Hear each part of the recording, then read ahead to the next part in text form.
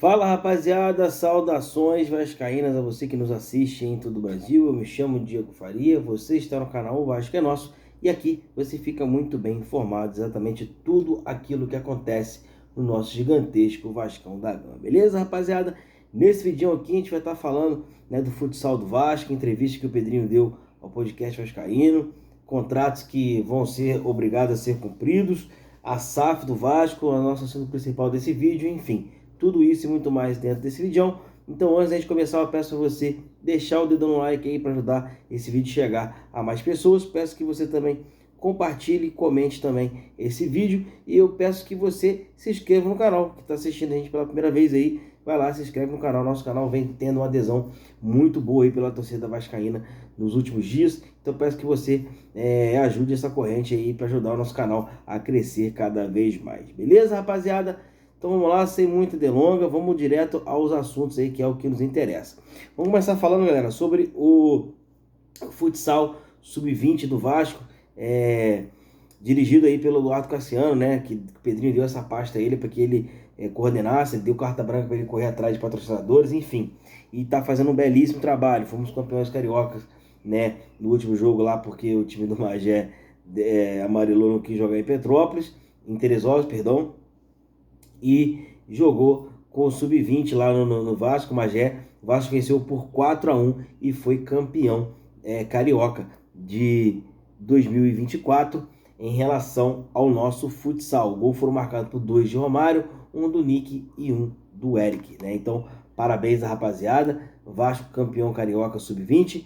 Muito bom resultado e a nossa molecada, o nosso Vasco merece. Parabéns aí à equipe, parabéns ao Eduardo Cassiano e tamo junto aí, beleza? Galera, segunda notícia de hoje é que o David bateu a meta e obriga o Vasco a comprá-lo, né, junto ao Internacional, né, cerca de 17 milhões e 300 mil reais. O David que até entrega bem mesmo, o campeonato dele vem sendo bem regular. Obviamente tem aqueles altos e baixos ali que complica um pouco, mas é um cara que vem entregando, um cara que vem jogando, então é nada mais justo do que acontecer isso mesmo. Caso o atleta atuasse aí 60% das partidas, ele foi lá e conseguiu cumprir isso aí, e agora o Vasco tem que comprá-lo aí junto ao Internacional. Beleza, galera? Rapaziada, o Vasco desceu para a 9ª colocação no Campeonato Brasileiro por conta da vitória do Internacional ontem lá no Beira-Rio. Como ficou a classificação do campeonato após todos os resultados, né, do campeonato. Vou estar passando para vocês aqui os resultados e a classificação, né? O Atlético Goianiense perdeu em casa para o Vitória, o Atlético Paranaense empatou com Fortaleza, lá na Liga Arena. No Newton Santos, o Corinthians perdeu para o Botafogo. No Allianza Parque, o Palmeiras venceu o Criciúma por 5-0. Na Bia Shade, o Bragantino empatou com o Grêmio em 2-2. O Juventude venceu o Fluminense lá no Alfredo Jaconi. No Mineirão, o Cruzeiro perdeu pro São Paulo por 1-0, né? O Bahia venceu o Atlético Mineiro por 3-0 lá na Fonte Nova. No Maracanã, Vasco e Flamengo empataram em 1-1. E ontem a rodada encerrou com o Internacional vencendo o Cuiabá no Beira-Rio por 3-0. E aí, como que ficou a classificação do Vasco, né? A classificação do campeonato.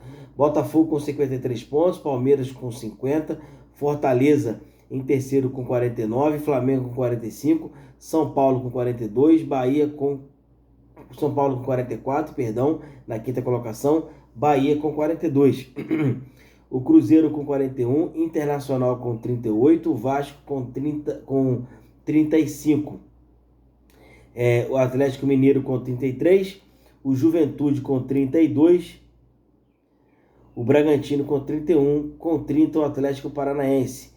Aí o Grêmio com 28, acompanhado do Criciúma, Fluminense com 27, Vitória abrindo a zona de rebaixamento com 25, Corinthians com 25, Cuiabá com 22 e Atlético Goianiense com 18 pontos.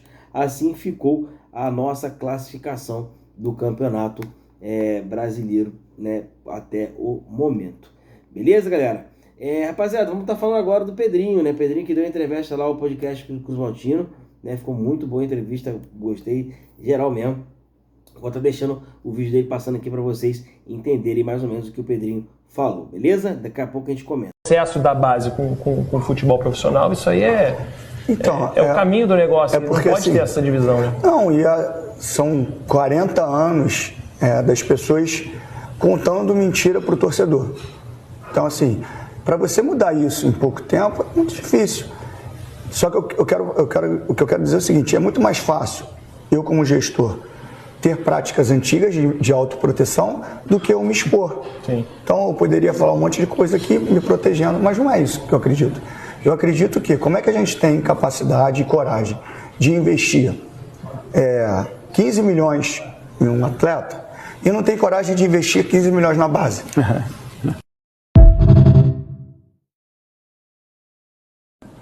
E o Paiva é um cara inteligentíssimo, estudioso, e foi dando uma resposta positiva.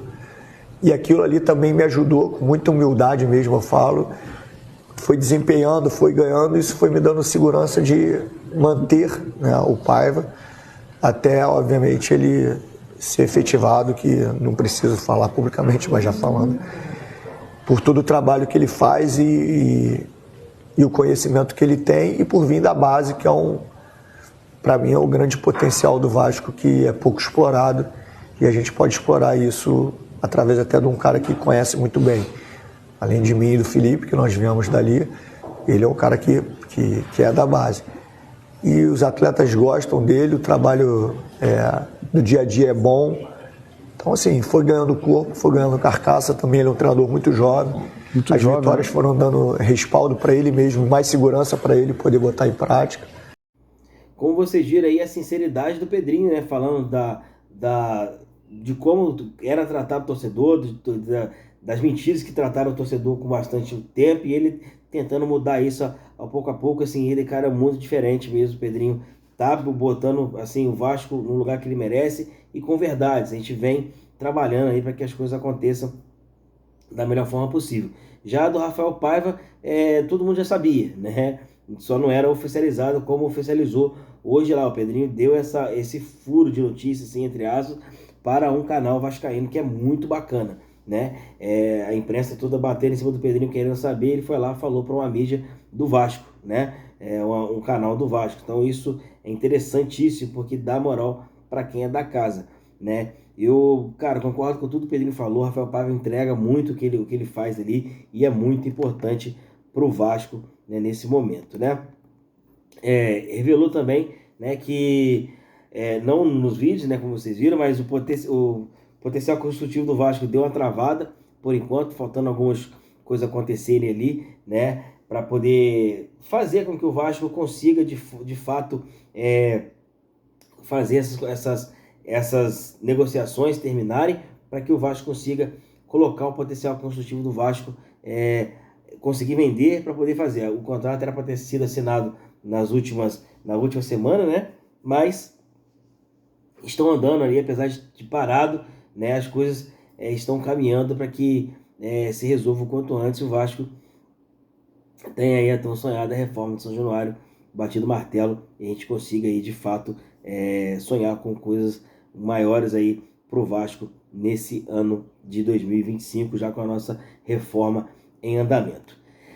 Galera, falando em 2025, né, o assunto principal desse vídeo aqui, a gente vai estar falando aqui da SAF do Vasco. SAF do Vasco que tá correndo um risco, né, mas já vou antecipando, né, para ninguém ficar nervoso, é um risco calculado, tá tudo certo, né, tá tudo dentro do parâmetro, né, o Vasco tem uma carta na manga, juntamente com algumas pessoas, né, vi alguns canais, como o do Fanático Vascaíno, do Fábio Azevedo, confirmando uma informação que eu tinha, não trouxe porque eu não sabia de certo ainda como que seria isso, né? Mas eu conversei depois com a pessoa e vi o vídeo do Fábio Azevedo hoje de manhã, e exatamente isso que essa pessoa me falou foi o que o Fábio passou ali, com alguns outros detalhes, mas é mais ou menos o que ele passou ali mesmo, né? O Vasco está negociando com a equipe para poder ter esses 31% da SAF do Vasco de volta, né? De alguma forma, a equipe não quer sair no prejuízo, né? Porque ela foi a maior aportadora de grana da 777, ela não quer sair no prejuízo, mas também procura um consenso com o Vasco para que as coisas não caiam em litígio, não vá para a justiça, porque vai demorar as coisas acontecerem na justiça. Então a gente sabe como que funciona. E com isso, galera, o Vasco vem tomando uma proporção, né? Tirou as ações, tirou a ação na justiça para poder fazer com que as coisas andassem mais rápido, poder chegar no consenso, e as coisas estão caminhando para que as coisas realmente se acertem o quanto antes, né? Qual seria essa primeira cartada do Vasco? A primeira cartada do Vasco é que a gente já sabe.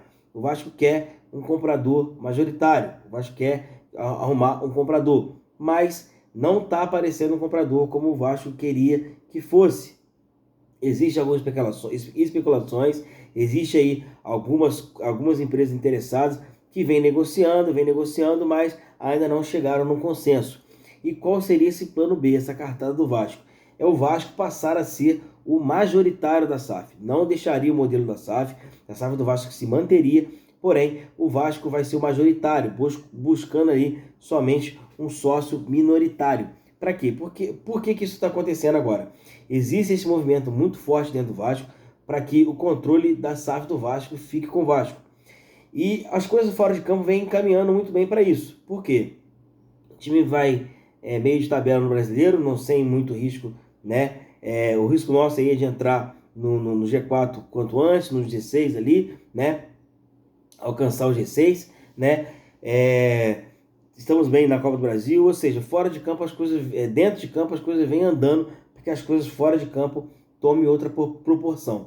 Isso seria o que? O Vasco já tem aí alguns contratos a serem celebrados para 2025 e esse dinheiro entraria diretamente para o Vasco, sem esse negócio de fatia, sem esse negócio de vai antecipar fulano de tal. Não, é do Vasco em si, vai cair para o Vasco vai ter aquela grana para poder gastar, não vai ser antecipado nada, né? Então isso facilitaria muito a vida do Vasco, questão de contratação e tudo mais.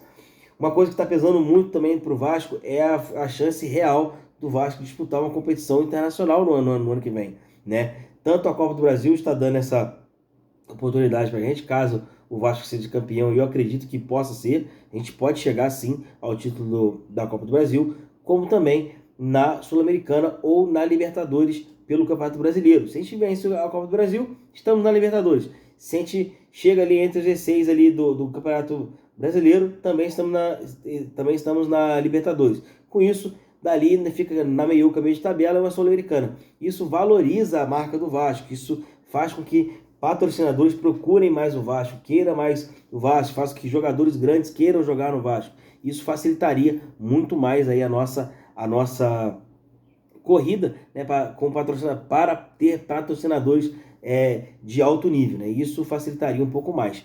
Com isso, galera, o Vasco tem essa carta na manga de ser o majoritário e ter um sócio minoritário ali para poder tocar o Vasco. A terceira carta na manga é a menos improvável, que o Vasco não quer usar de jeito nenhum, é levar para a justiça e provar os crimes que a 777 fez contra o Vasco e assim acabar com a história, né? Lembrando, o Vasco não quer isso, o Vasco quer chegar num acordo com a equipe, que é a majoritária hoje da 777 Partners. Eles não querem continuar no futebol do Vasco, não querem tocar o barco, eles querem negociar para que não saia no prejuízo. É o que o Vasco quer também, amigavelmente, né? Vamos torcer para ver o que vai acontecer, né? Vamos ver se o Vasco vai querer ser minoritário. Eu acredito que não. Eu acredito que a segunda carta na manga é a carta que vai prevalecer e o Vasco vai tentar vai se manter o modelo SAF, vai ser majoritário, vai ter um sócio minoritário. Eu acho que isso vai contar muito para que as coisas aconteçam da melhor forma possível para o Vasco.